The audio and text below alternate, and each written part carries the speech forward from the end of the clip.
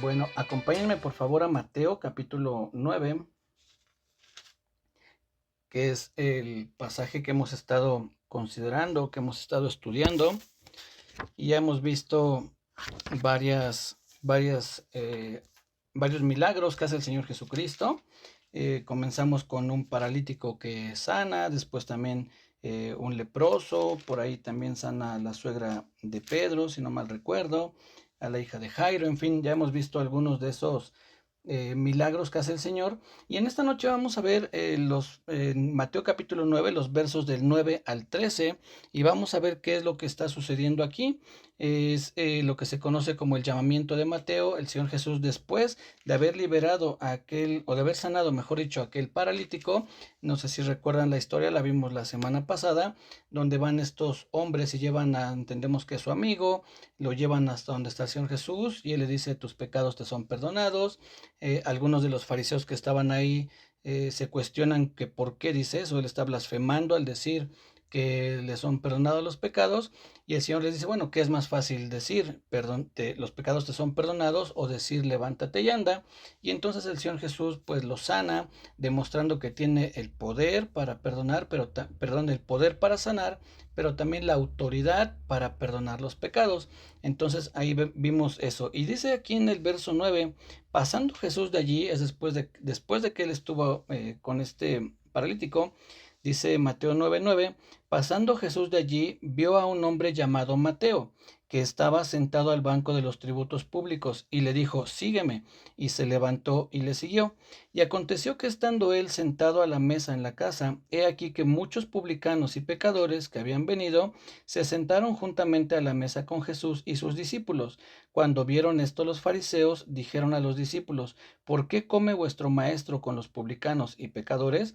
Al oír esto, Jesús les dijo: los sanos no tienen necesidad de médico, sino los enfermos. Id pues y aprended lo que significa misericordia quiero y no sacrificio, porque no he venido a llamar a justos, sino a pecadores al arrepentimiento. Como una especie de introducción, estuve buscando unos pequeños datos ahí en internet, y esto ahorita vamos a ver cómo es que lo voy a relacionar con lo que estamos estudiando, ¿sí? Pero estos datos, uno de ellos fue que hasta el 5 de marzo del 2021, ya hace 2 años, habían fallecido 17,000 personas que estaban trabajando en un ámbito sanitario, ya sea médicos, enfermeros o enfermeras, es decir, algo relacionado a lo que es el personal sanitario. Esta es una cifra que dio Amnistía Internacional, que entre otras cosas hace algunas estadísticas. Vuelvo a decir, hasta el 5 de marzo, es decir, hace 2 años del 2021, se habían pues reportado el fallecimiento de 17,000 personas que trabajaban en algo relativo a la salud. En una página del gobierno, o en la página del gobierno, mejor dicho, para el 25 de octubre de ese mismo año, del 2021, habían 4,500 defunciones también de personal sanitario, es decir, de gente relacionada a la salud. Y había ya en ese momento, para esa misma fecha, habían 283,000 contagiados en cuanto al sector salud, independientemente a la gente que no trabaja ahí. Entonces, ¿esto por qué lo comento? Esto estamos hablando en cuanto al contagio de COVID, no sé si lo mencioné, pero esto fue a causa del COVID. Esos 17,000 personas que fallecieron a nivel mundial, los 4,500 de aquí de México, de la República, y 283,000 contagiados, insisto, ya sea médicos o enfermeras o lo que sea, pero relacionado al sector salud, por causa del COVID, por estar expuesto a gente que llegaba enferma, que llegaba ya con este problema del COVID, y entonces hubo tantas defunciones y tantos contagios. Y esto lo comento porque aquí en este pasaje que vamos a considerar, vemos al Señor Jesús cómo está interactuando con este hombre que se llama Mateo, que para los fariseos era una persona algo similar como quien tiene en estos tiempos COVID, es decir, alguien, no porque estuviera enfermo, pero sí en el sentido que era alguien pecador, era considerado un traicionero a la patria. ¿Quién era Mateo o por qué es considerado así? Dice aquí en el verso 10: y aconteció que, estando él sentado, no, perdón, en el verso 9, dice: vio a un hombre llamado Mateo que estaba sentado al banco de los tributos públicos.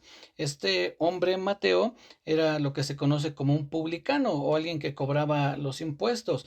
Ahora, el problema no es que cobrara impuestos, uno de los problemas era que los cobraba para el Imperio Romano, es decir, de alguna forma era un traicionero, un traidor, porque estaba cobrando los impuestos de aquellos que los habían conquistado, que los tenían ahí dominados, y entonces Roma impone un impuesto a Jerusalén, a lo que es ese lugar, y Mateo era uno de los que trabajaban para ese imperio, entonces los judíos lo veían como un traicionero. Vale mencionar también que en el caso de Zaqueo, que también es una historia que encontramos aquí en la Biblia, él era un jefe de los publicanos, es decir, este Zaqueo tenía un rango alto. Pero Mateo podemos pensar que no, que él tenía un rango más bajo, pues él estaba sentado al banco de los tributos y no estaba en algún otro lugar ya recibiendo esos tributos. ¿Por qué es importante esto? Porque Roma les había impuesto a cada uno de ellos una tarifa. Por ejemplo, les decía a los jefes de los publicanos, tú me tienes que traer aquí, un ejemplo, 10,000 pesos diarios. 10,000 pesos diarios son los que tienen que entrar aquí a Roma como un tributo. ¿Y qué hacían los jefes de publicanos? Les decían a sus trabajadores, ustedes me tienen que traer 15,000 pesos, es decir, eran 10 para Roma y 5 para este jefe de publicanos.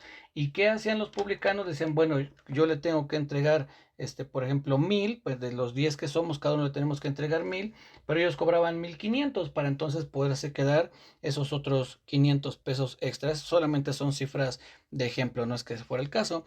Entonces vemos cómo en el caso de Mateo todavía era más grave la situación porque él de por sí ya estaba cobrando un impuesto inflado por parte de su jefe y luego le inflaba más para poderse quedar también él con parte de ese impuesto o de ese cobro. Entonces la gente los tenía como alguien a quien no querían, como traicioneros, como aquellos que se habían vendido a Roma. Y entonces hay un pasaje aquí mismo en Mateo, si me acompañan rápidamente a Mateo para que veamos lo que dice acerca de estos publicanos. Vamos por favor a, a Mateo 18. Mateo 18.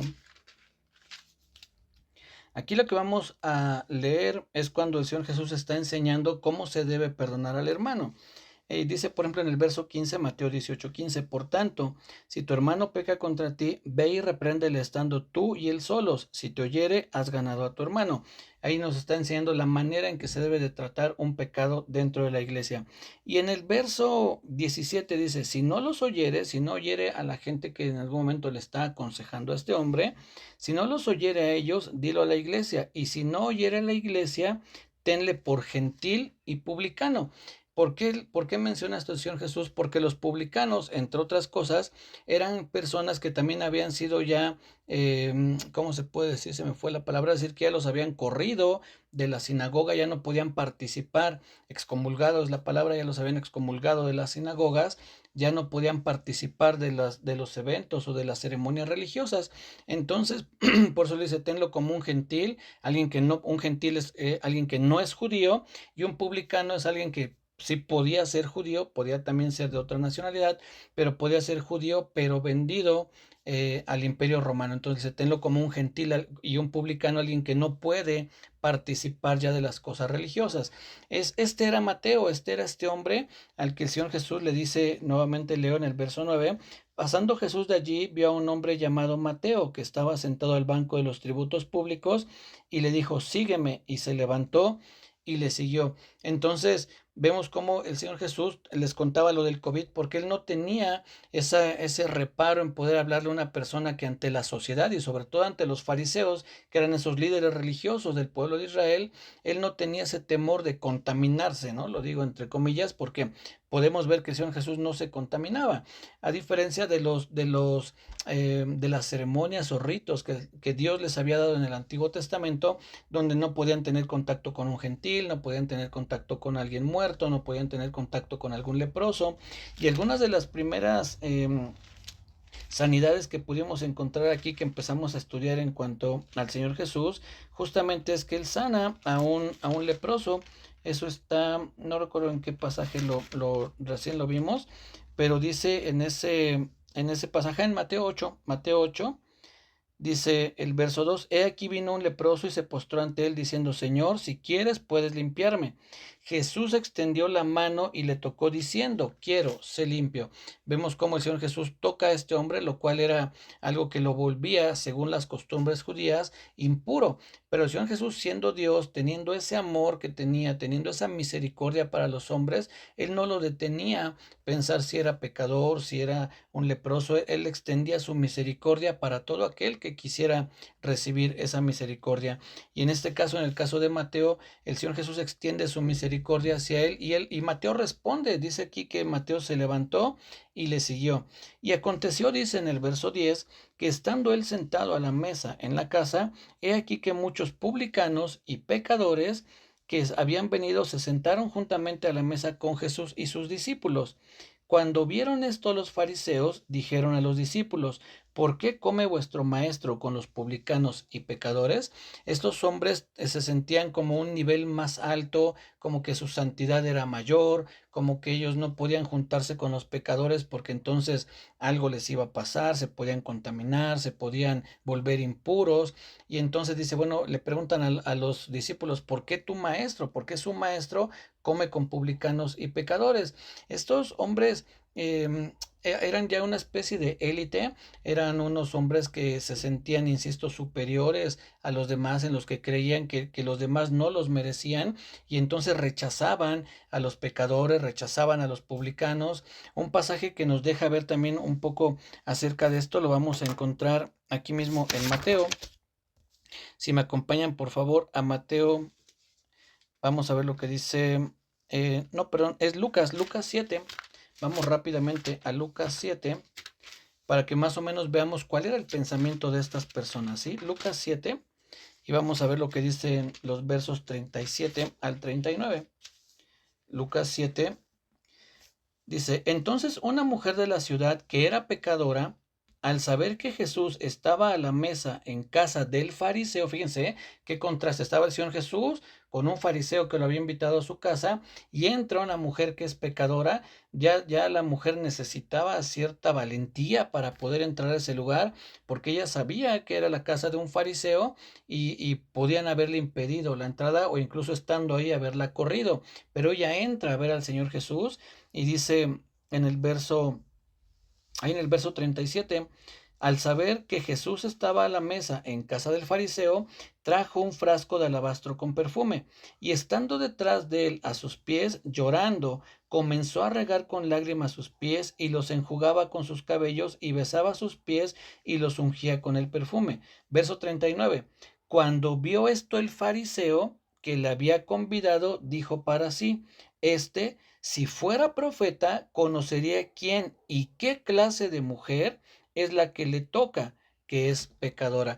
¿Por qué dice esto este hombre? Porque de entrada estaba dudando de la divinidad del Señor Jesús. Ya no solo lo veía, no solo lo rechazaba, digamos, como Mesías, sino además dice, ni siquiera es profeta, no menospreciando a los profetas, pero obviamente el Señor Jesús es mayor que los profetas. Entonces él no lo veía como Mesías, como el Cristo, ni siquiera como un profeta. Entonces dice, si este fuera profeta, sabría qué clase de mujer lo está tocando. ¿Por qué dice eso? Porque él esperaba que el Señor Jesús le dijera: hey, no me toques, tú eres una pecadora, me vas a volver inmundo con tocarme. Pero el Señor Jesús no impide que la mujer lo toque, él deja que la mujer lo toque. Y bueno, la historia sigue, ¿no? Pero no quiero enfocarme en esa historia, sino en la reacción del fariseo. Si este fuera profeta, sabría qué clase de mujer. En otras palabras, le impediría a esta mujer que lo toque. Aquí mismo en Lucas, pero ahora vamos al capítulo 18. Vamos a ver nuevamente a estos hombres, a estos fariseos, rechazando a gente pecadora. Es decir, ellos no querían tener un contacto porque, insisto, pensaban que su santidad se podría ver afectada, ¿sí? Lucas 18, vamos a ver lo que narra aquí el Señor Jesús, y vamos a leer a partir del verso 9. Lucas 18:9 dice: a unos que confiaban en sí mismos como justos, de entrada ellos se creían justos, no eran justos, pero ellos confiaban en su justicia, en lo que ellos hacían es lo que a Dios le agradaba. Y después dice: y menospreciaban a los otros. Dijo también esta parábola. Dos hombres subieron al templo a orar. Uno era fariseo, aquí están nuevamente los fariseos, y el otro publicano. ¿Quiénes eran los publicanos? Estos hombres que trabajaban para Roma. Dice, el fariseo puesto en pie oraba consigo mismo de esta manera. Dios, te doy gracias porque no soy como los otros hombres, ladrones, injustos, adúlteros, ni aun como este publicano. Ayuno 2 veces a la semana, doy diezmos de todo lo que gano, mas el publicano, estando lejos, no quería ni aun alzar los ojos al cielo, sino que se golpeaba el pecho diciendo, Dios, sé propicio a mí, pecador. Os digo que éste descendió a su casa justificado antes que el otro, porque cualquiera que se enaltece será humillado y el que se humilla será enaltecido. Entonces la reacción de este fariseo era sentirse superior al publicano. Dice, yo te doy gracias porque no soy como los otros hombres. Posiblemente dijo rateros, ladrones, que haciéndole ahí como echándole, como decimos, la pedrada al publicano, tal vez, ¿no? No lo estoy asegurando. Pero lo que sí es que en un momento dice, ni como este publicano. Es decir, yo no estoy en este nivel tan bajo como este publicano. Sin embargo, el Señor dice que la oración, da a entender que la oración del publicano fue escuchada antes porque la hizo con humildad, porque él reconocía su condición, pues dice, sé propicio a mí, pecador. Entonces él sabía que era un pecador y que necesitaba de la misericordia de Dios. Por eso es que, regresemos a Mateo 9, por eso es que el Señor cuando se entera lo que estos hombres le están preguntando a sus discípulos, que les dice en el verso 11, ¿por qué come vuestro maestro con los publicanos y pecadores? La respuesta del Señor Jesús es la siguiente. Al oír esto Jesús les dijo, los sanos no tienen necesidad de médico, sino los enfermos. Son los enfermos quienes tienen la necesidad de un médico. En otras palabras, el Señor Jesús les está diciendo, ustedes que se creen sanos, ustedes que piensan que están bien, ustedes no me necesitan. Por eso es que ellos lo rechazaban, porque ellos creían que estaba bien. Lo que vimos en Lucas, ahorita que acabamos de leer, dice algunos que confiaban en sí mismos como justos. Entonces ellos creían que no necesitaban arrepentirse, que no necesitaban ponerse a cuentas con Dios. Y dice, ellos los sanos, los que creen que están sanos, porque en realidad en este sentido, hablando del pecado, no hay nadie sano. Todos somos pecadores, todos en mayor o menor medida hemos pecado. Entonces no hay nadie sano, pero sí puede haber gente que cree que está sana, como en el caso de los fariseos. Entonces les dice, los sanos o los que creen que están sanos no me necesitan. Quienes me necesitan son los enfermos, los que reconocen su pecado, los que saben que tienen necesidad de un Salvador. Y después les dice en el verso 13, id pues y aprended lo que significa misericordia quiero y no sacrificio, porque no he venido a llamar a justos, sino a pecadores al arrepentimiento, para que nos arrepintamos y podamos recibir el perdón de pecados. Pero es bien importante la frase que dice Señor Jesús, aprended lo que significa misericordia quiero y no sacrificio. Estos hombres eran muy fieles para cumplir las leyes de Dios. Lo que leímos también, Lucas dice, yo ayuno 2 veces por semana, doy diezmos de todo lo que gano. Era un hombre que religiosamente hablando cumplía todo aquello que era necesario. Sin embargo, se olvidaba de la misericordia. En lugar de haber ayudado a aquel publicano, en lugar de haberle compartido acerca del camino de Dios, lo rechaza y lo señala. Ni no soy como este publicano. ¿Qué es lo que hacía el Señor Jesús? Lo contrario. Lo contrario, él llamaba a los pecadores, porque lo dice aquí, no he venido a llamar a justos, sino a pecadores al arrepentimiento. Y esa es la misericordia. Cuando le dice aprendan lo que significa misericordia y no sacrificio, es de nada sirven tus sacrificios, todas tus ofrendas, tus diezmos, tus ayunos, si no está la misericordia de por medio. Es muy interesante que esta palabra misericordia, que se usa en el Antiguo Testamento, en el Nuevo Testamento es otra palabra, pero en el Antiguo Testamento, cuando encontramos esta palabra misericordia, uno de los significados es amor inalterable. ¿Por qué es importante conocer esto? Porque la misericordia es una expresión del amor, es decir, es lo que nos lleva a actuar a favor de alguien. Cuando tú amas a tu prójimo, vas a actuar a su favor y eso es mover a misericordia. Es lo que dice el Señor Jesús cuando cuenta la parábola de aquel hombre que asaltan. Dice que descendía un hombre de Jericó hacia Jerusalén, si no mal recuerdo, y en el camino es asaltado y dice que pasa un sacerdote y lo ve y sigue de frente y lo dejan ahí malherido a este hombre. pasa un levita, el sacerdote y el levita eran gente que conocía a Dios, que incluso trabajaban en el templo y mirándolo pasaron de largo. Pero después pasa un samaritano y es quien lo ayuda. Y el Señor Jesús le pregunta a quien le está contando esa historia, ¿quién te parece que fue el prójimo de él? Y le dice, el que usó de misericordia, es decir, el que por amor a su prójimo se detuvo, lo ayudó, le curó las heridas, lo llevó a un lugar para que siguieran atendiéndolo y pagó todo lo que fuese necesario para que le dieran una atención a este hombre. Pero él fue movido a misericordia. ¿Qué es la misericordia entonces? Es la expresión de ese amor que tenemos, lo que nos lleva a actuar a favor de las personas. Y es lo que está haciendo aquí el Señor Jesús. Él no vio en Mateo únicamente a un pecador, a un traicionero. Él vio que podía este hombre arrepentirse de su condición y entonces ser un seguidor del Señor Jesucristo. Y tan fue así que estamos leyendo el Evangelio que él escribió, el Evangelio de Mateo. Entonces, cuando el Señor Jesús le dice, sígueme, este hombre responde a la voz del Señor y sigue a nuestro Señor Jesucristo. Entendemos que ahí comienza lo que podríamos decir como la conversión de Mateo, al reconocer que él tenía que seguir al Señor Jesús. Esa es la misericordia, eso es lo que el Señor Jesús está diciendo. Misericordia quiero y no sacrificio. Él expresó esa misericordia, lo que acabamos de ver para un publicano. Ya vimos cómo también sanó o liberó a un endemoniado. También leímos antes cómo sana a la suegra de Pedro, en fin, hubo otras ocasiones en las que el Señor Jesucristo expresó el amor que tenía, dándole algo a las personas, ya sea una sanidad, una liberación, o como en este caso, más específicamente la salvación, en el caso del apóstol Mateo, que después llegó a ser uno de los apóstoles. Entonces, ¿qué es lo que nosotros debemos aprender? Bueno, que el Señor Jesús no hace acepción de personas. Él no se fija de qué título tenemos, si tenemos algún título académico o incluso algún título que tenga que ver más bien con la religión, es decir, si estuvimos en algún seminario, no importa si tenemos alguna carrera o un oficio, o ni siquiera tal vez tenemos algo así.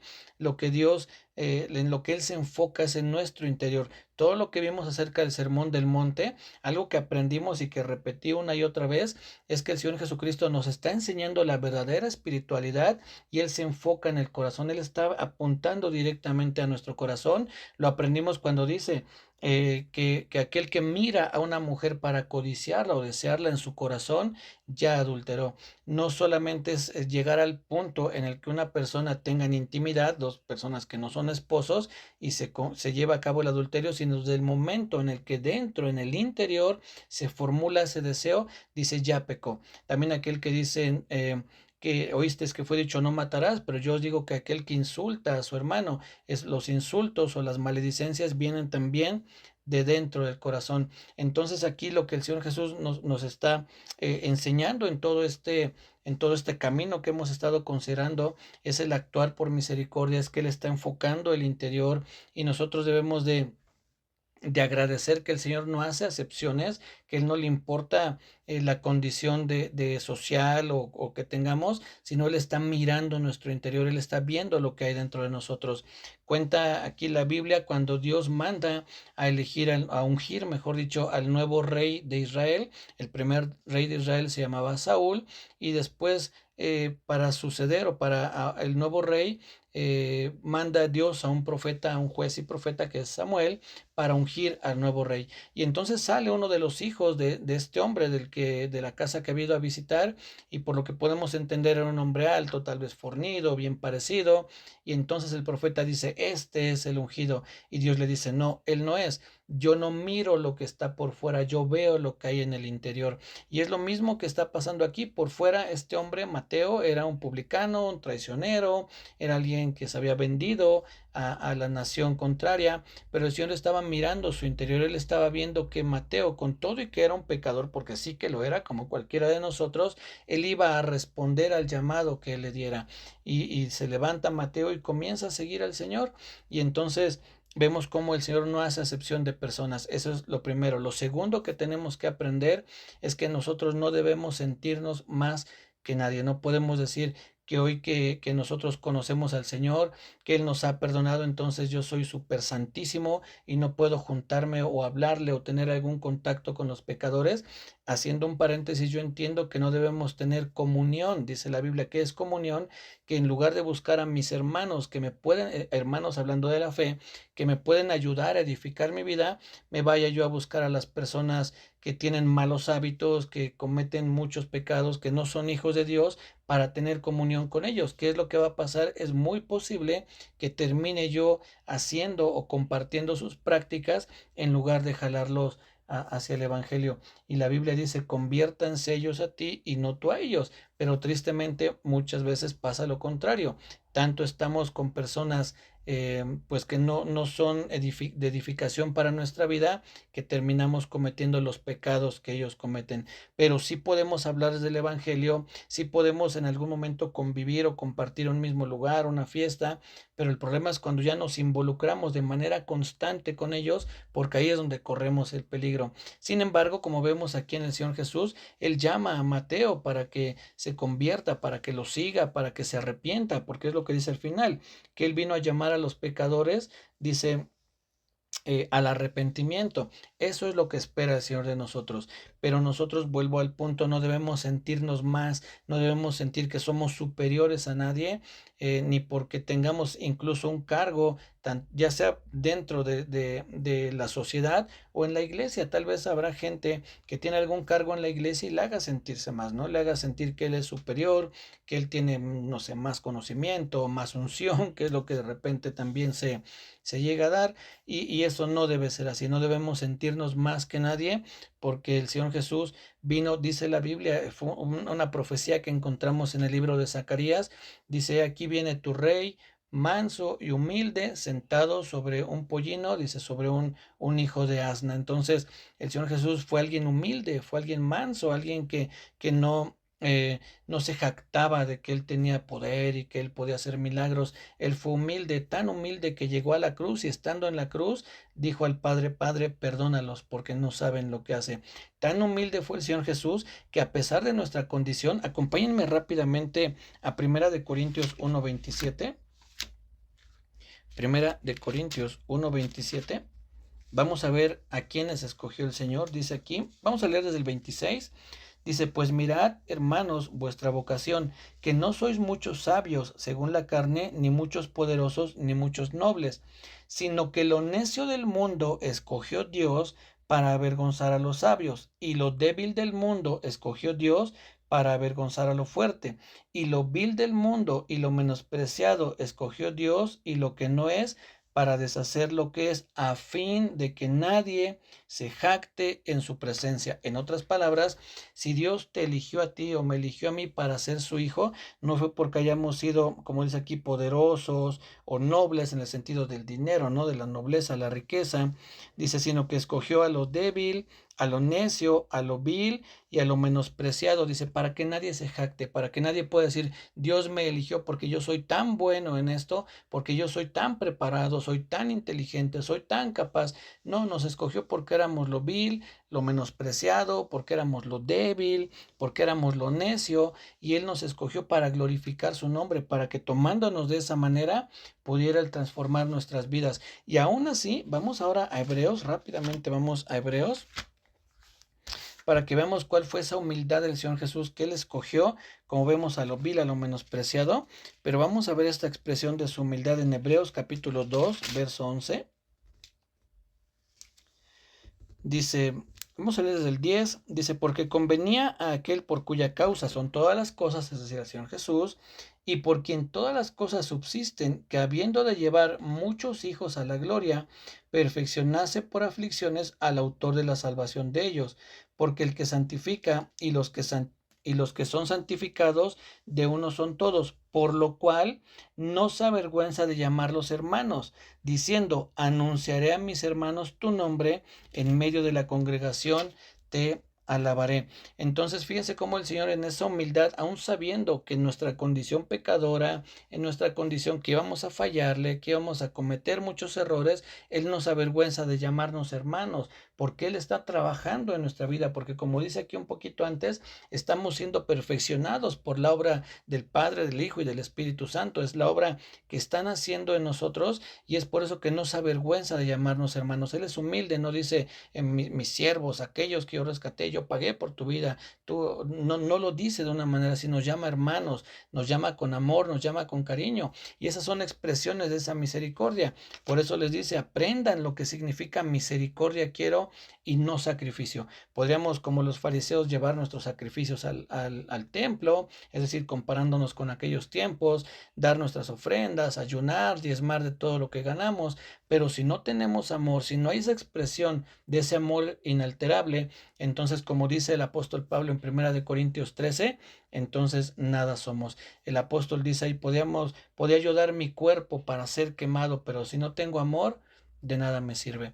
Entonces, nosotros debemos de reaccionar en correspondencia al amor, a la misericordia que que el Señor nos mostró, para también ser misericordiosos con otros, para que también nosotros podamos aprender, como dice el Señor, lo que significa misericordia quiero y no sacrificio, y llevar el mensaje a todas aquellas personas que lo necesitan. También nosotros hacer ese llamado que hace el Señor, llamar a los pecadores para que se arrepientan, ya no por nuestra obra, o más bien no por nuestra obra, sino por la obra que hizo el Señor Jesucristo. Ya fue Él quien hizo todo lo necesario, Él pagó en la cruz por nuestros pecados, Él murió para que nosotros podamos vivir, y entonces hoy nosotros lo que tenemos que hacer es tratar de responder como lo hizo Mateo, cuando el Señor le dice, sígueme, y nosotros seguir al Señor Jesucristo, porque si hoy estamos escuchando ese llamado, ese mensaje, lo que estamos escuchando el día de hoy es una oportunidad para que le digamos, sí, Señor, yo quiero seguirte y quiero arrepentirme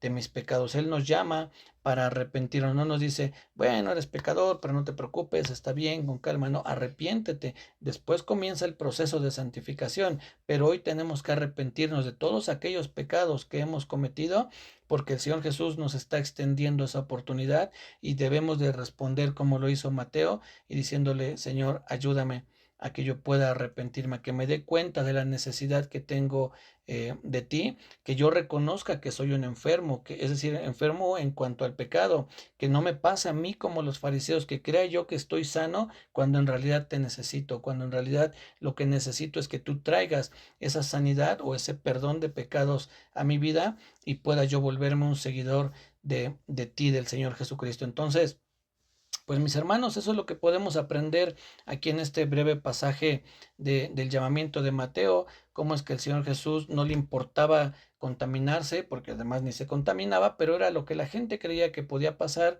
pero él no lo veía así. Él veía una oportunidad de hacer misericordia y no una oportunidad de rechazar a alguien que él creía o que los fariseos creían que eran inferiores a ellos. Entonces respondamos de la misma manera que Mateo, siguiendo al Señor, siendo humildes, reconociendo nuestra necesidad de Él y buscando arrepentirnos cada día de nuestros pecados. El arrepentimiento que nos abre la puerta de la salvación es el primer arrepentimiento que tenemos ante el Señor cuando reconocemos la necesidad de Él, pero aún así cabe la posibilidad de seguir cometiendo pecados y es necesario volver a pedir perdón a nuestro Señor por las fallas que tenemos. Entonces, pues es lo que podemos aprender aquí en este evangelio. Espero, o en esta porción del evangelio, espero haber sido claro y que esto, como pedía al principio el Señor, pues haya sido de bendición para nuestra vida, de conocer qué grande es la obra de nuestro Señor, que no nos rechazó por ser pecadores o ser tan pecadores, aún así Él extendió su gracia para con nosotros y esa gracia manifestada en el perdón de nuestros pecados y como consecuencia la salvación de nuestras almas. Gracias al Padre también, que fue quien nos eligió, según lo que podemos leer en Efesios, que nos eligió antes de la fundación del mundo, y gracias al Espíritu Santo que ha continuado esa obra en nuestra vida. Lo que el Señor Jesús comenzó, Él ahora lo continúa llevándonos a esa perfección, y es una obra tan hermosa donde participan Padre, Hijo y Espíritu Santo trabajando en nuestra vida para que al final podamos estar toda una eternidad junto a ellos. Así es que, pues mis hermanos, esto es lo que les quería compartir. Cuídense mucho, que Dios les bendiga. Muchas gracias a todos los que se conectaron. Primeramente Dios, nos saludamos el martes, si Dios nos lo permite. Que tengan un bendecido fin de semana. Nos estamos saludando. Un abrazo. Que Dios les bendiga.